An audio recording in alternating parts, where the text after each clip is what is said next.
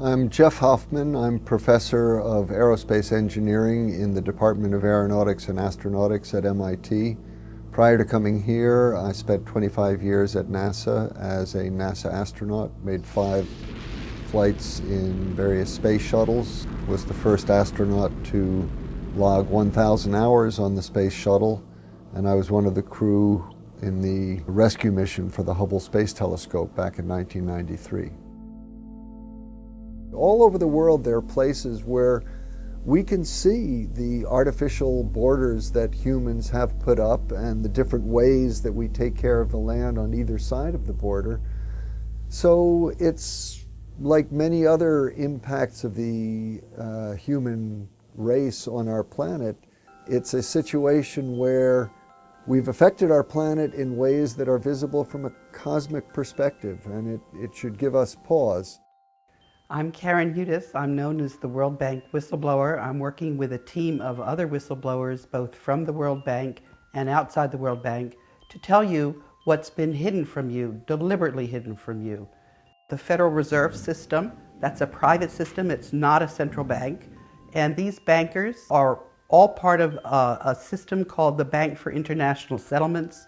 And they own 40% of the assets of the 43,000 companies that are traded on the capital markets, and they pull down 60% of the annual earnings.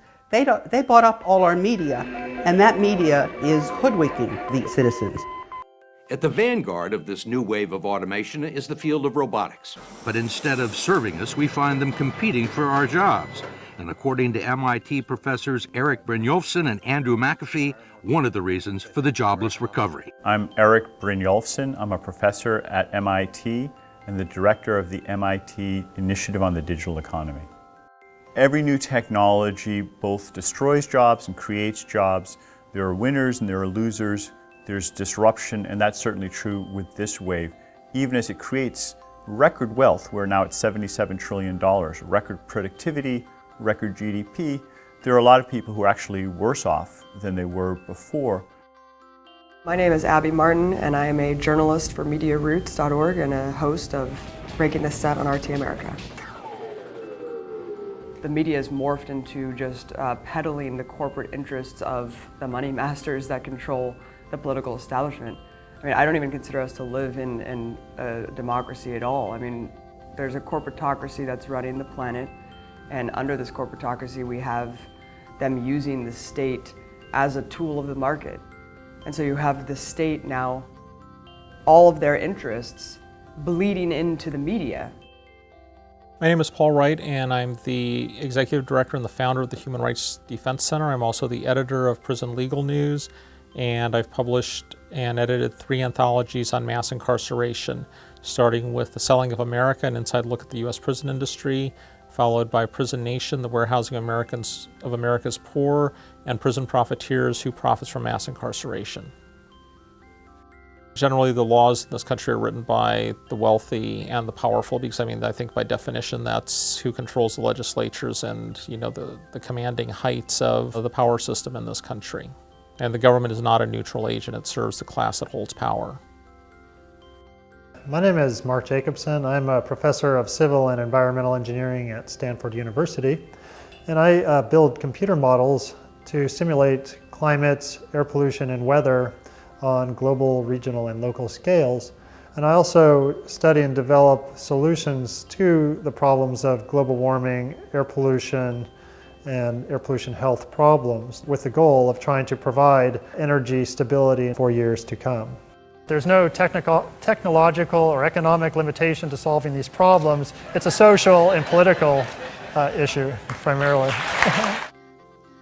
My name is Dylan Ratigan, and I am the recently retired host of the Dylan Ratigan Show on MSNBC. It was the highest rated non-primetime show on the network. Prior to that, I was the host and creator of a program on CNBC entitled Fast Money, which was the single highest grossing, highest rated show in the history of CNBC. I have resigned all those positions 18 months ago in order to follow the leadership of recently returned Iraq and Afghanistan war veterans who have explained to me that the necessary solution to global conflict is the technical application of global resource management, and I have devoted my life to helping them achieve that goal. My name is Erin Ade. I'm a reporter for RT Television and host of Boom Bust, a financial and economic show on RT. Yes, there might be idealistic politicians that got into the game to change the world, but if they're good, any good at their job, they're no longer changing the world. They're serving the interests of their donors if they want to rise in the world of politics. And that's a scary reality because you can pay your way into having laws implemented that serve you and your corporation as you would like them to serve. I'm Paul Hewitt, and I'm well known for a textbook I've written, Conceptual Physics, and also for screencasts that are on YouTube right now called Hewitt-Druitt Physics. Science has a self-correcting method of making sure that people give their best and honestly. Exceptions, of course. Corruptions here and there, of course. But in general, the best way of looking and interacting with the world. Rationality. What will Earth look like 50 years from now? It's something scientists, sci-fi fans, and a lot of kids daydream about.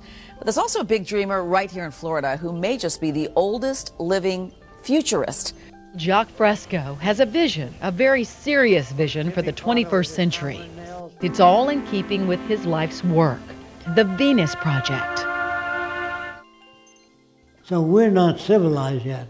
As long as we have prisons, police, armies, navies, we're not civilized. We want to build a world that takes care of everybody.